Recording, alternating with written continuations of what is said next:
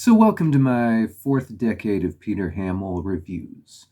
If you've watched my video on his work in the 90s, you'll know that I was fairly hard on it, frankly. I felt like his full band work didn't have the punch that it was trying for or the appropriate level of subtlety. And I felt like it took him some time to find his footing with the smaller scale chamber music. But the 2000s were, if not a comeback, right? Because from a commercial critical position, he was mostly still in the wilderness, then at least artistically, a really big improvement.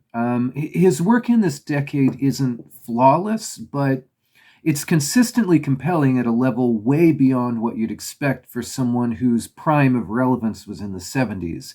And in fact, I'd say he does some of the best work of his whole career in the 2000s. When I first started exploring his solo albums, it was the work from this decade that really convinced me it was worth getting everything. That there was some core of creativity and vitality that really kind of ran throughout his whole body of work. So if you are relatively new to Hammill and you're trying to figure out where to go after the 70s, I'd say the 2000s might actually be the best next step. So I'm Hans Berger. I release music through the project Electric Brain, Electric Shadow, which combines prog rock with post-rock, ambient, post-punk, various other sorts of artsy things. If you're a Hammill fan, then check us out on Bandcamp, Spotify, wherever else you look for that kind of thing.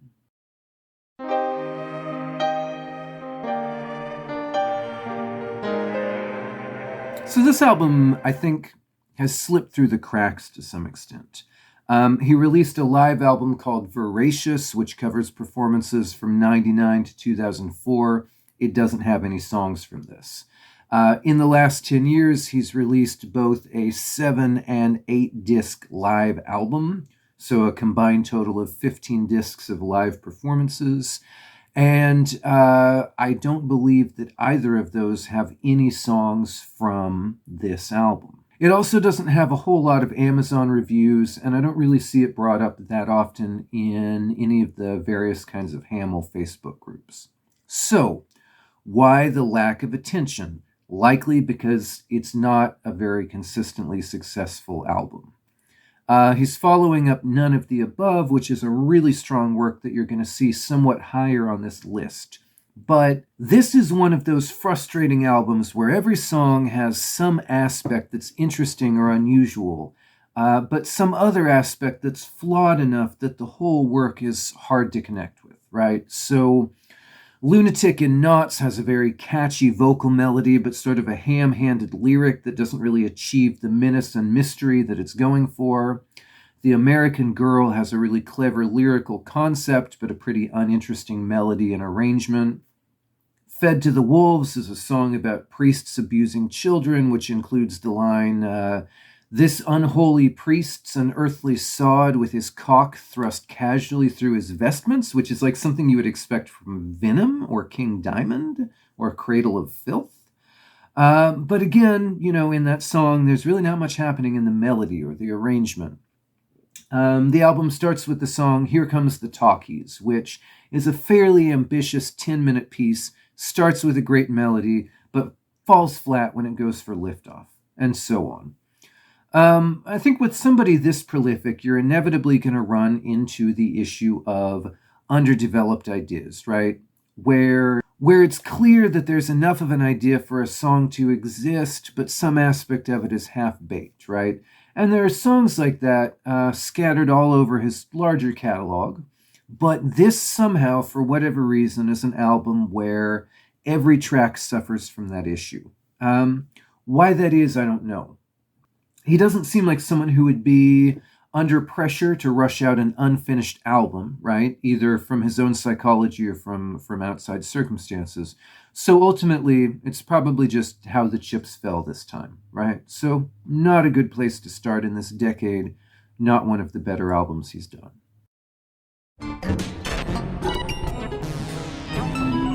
This is a sequel of sorts to the album Sonics. It's another album of experimental instrumentals. although this does feel more cohesive as an album than Sonic's did. There's some pleasurable and catchy themes here.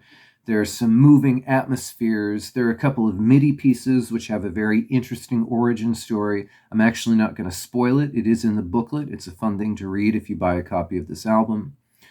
There are a couple of annoying pieces, right? Most notably the guitar feedback loop in the song 861 and Counting. So this is a good set of instrumentals.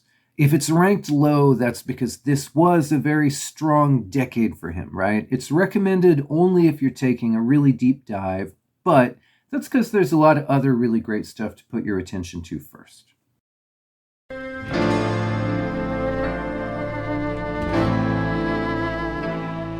So this is a concept album about the corruption and irrelevance of language, and it's the most sheerly cerebral, conceptual work he's ever done. Now, if you're familiar with Hammill's catalog, you'll recognize that that is really saying something. Now, this is not at all unfamiliar territory. In some ways, you could look at this as like an album-length expansion of the songs Losing Faith in Words and The Jargon King from his late 70s albums.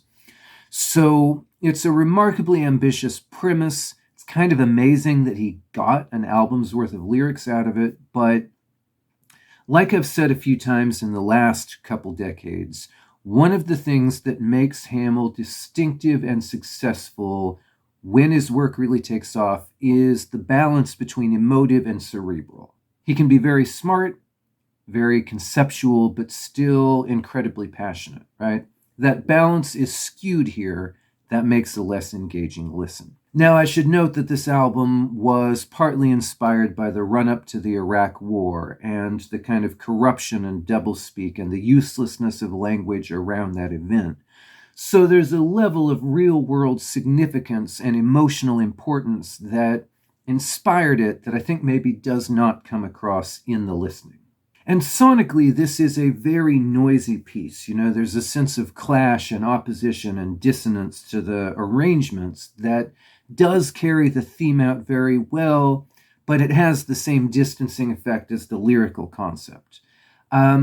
There's a thing that I've said a few times during these reviews as sort of maybe a way of dismissing something, which is to say, interesting but unsatisfying. This album is kind of the ultimate example of that. But Hammill is someone whose less successful pieces are still always very interesting because they are never generic, right? Some artists, when they're not at their best, might get bland or indistinct. Hammill, even when he's not necessarily at his highest caliber, is still absolutely nobody but himself. So even though this maybe isn't one of my favorite works of his, it's still very much something that only he could have made and is still a really interesting piece in the larger scheme of Hammill. So this album is almost a tie with the next two on the list. It's maybe a bit less consistent quality-wise, but when this hits, it really does hit hard. What he's made here is an album based primarily on acoustic guitar and violin, but which summons up a level of passion and intensity in the singing and the subject matter that's enormously high even by his standards. And he's really helped here by the violinist Stuart Gordon, who I've mentioned in my section on the 90s. And while Gordon is usually more of a presence on the live albums, he fucking dominates the live album Voracious, which I mentioned a little bit earlier in this review. And he's also quite important on the live album Room Temperature from the 80s. So while usually Gordon is more of a presence on the live stuff, this is his most significant contribution in a studio context. He adds depth and fire that really further elevates what's already a pretty good set of songs. Now, there's a couple songs where maybe the melodies feel underwritten. There are a couple songs where maybe the lyrical concepts get a bit clunky. The metaphor in Magazine, I think, is very, very well-intentioned, but maybe a little bit too clever by half. But where Incoherence leans toward intellect at the expense of emotional heft, this album is much more about passion and emotional intensity stripped to as much of a level of conceptual and musical simplicity as he really seems capable of. And it's quite effective in that regard. In another decade, this might have been at the top of the list, or near the top. I think it's a tribute to the quality of his work during this period that it's not higher. Filling the place with a stench of alcohol and piss. Now, this is in roughly the same kind of restrained, quieter singer-songwriter vein as Everyone You Hold, but there are several distinctions. The first is that the quality of the melody writing is exceptionally high here. There's some really lovely tunes. The second is that he's really continuing to layer vocal overdubs in truly remarkable ways. Sometimes here they are beautiful and lush. Sometimes they're eerie and unsettling. Check out Naming the Rose in particular, which almost feels like medieval choral music. Of course, he's always done fascinating stuff with vocal overdubs, but in this decade, it emerges really as his most characteristic and distinct production technique, and this album is a watershed in that regard. The third trick is that there is a provocative mismatch between relatively light, pleasant sonics and really quite dark lyrics. And the centerpiece song, Like Veronica, is a nasty little song about domestic violence where that darkness really comes to the fore. And that song, I think, is key to understanding the whole album, because if you didn't have that one overtly grim song, it might be even easier to overlook the nastiness in something like Somebody Bad Enough, right? Which is very similar to Every Breath You Take, in the trick of disguising a song about stalking as a love song. So on a casual listen, this album might seem a bit slight, but there's actually a really remarkable amount of depth going on here. It highly rewards attention, re-listening, re-examination. This is really a great piece of work that I think signals the strength of a lot of what he does this decade.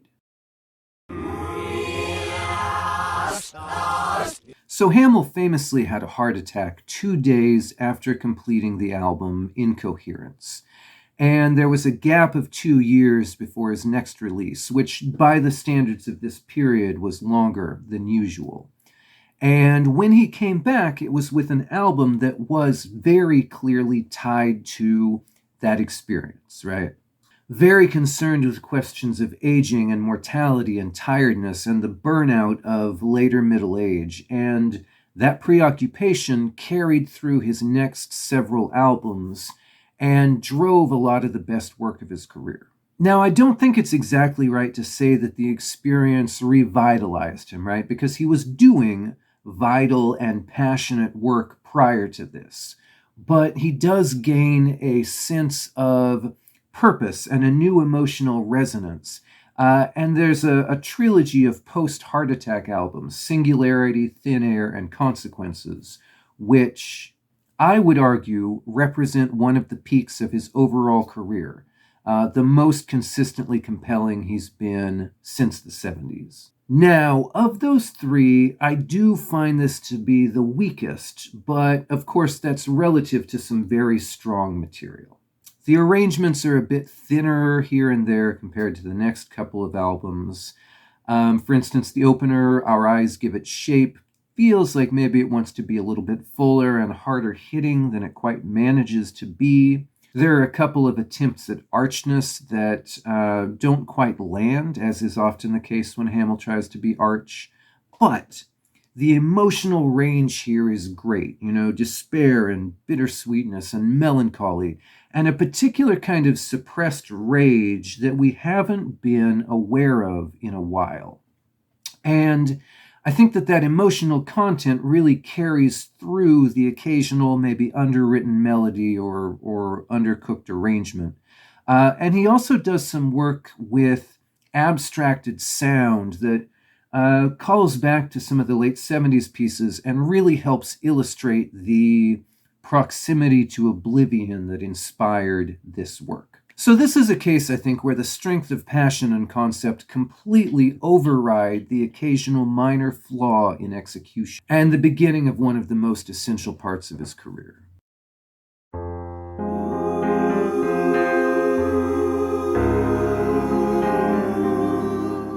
So this is the follow-up to Thin Air, which, as I'll be saying momentarily, I think is his best work of the decade, and among the best of his career. And while this is not at the same level, I think it is damn near. And even though it came out in 2012, I've included it in this list because in terms of theme and mood and style and tone, I think it makes a really clear trilogy with Singularity and Thin Air. As with the two albums before it, there's a theme here of awareness of mortality and the fear of aging, of tiredness, of irrelevance. And when that theme is really clicking, it's as compelling here as it's ever been.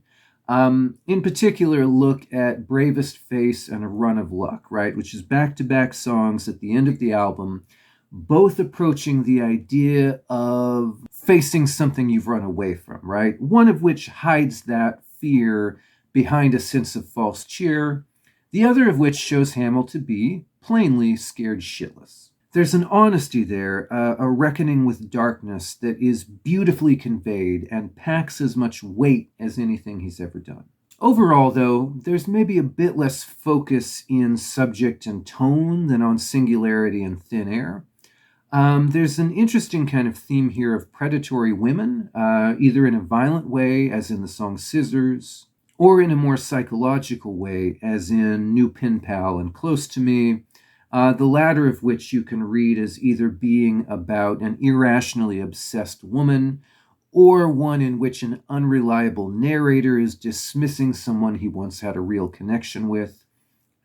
Interesting stuff, but mostly not in quite the same league as the best work here, although Scissors is fucking terrifying. So one quirk of this album is that the songs were all fully written by the time he started recording, which meant that because the lead vocal parts were already completed, he was better able to spend time and effort on backing vocals. And out of a whole career that's been spent on really interesting use of vocal overdub, this may actually finally be his best work in that regard. So overall, this is a dark, intense, moody, beautiful, sad, scary piece of work. Sits among his best.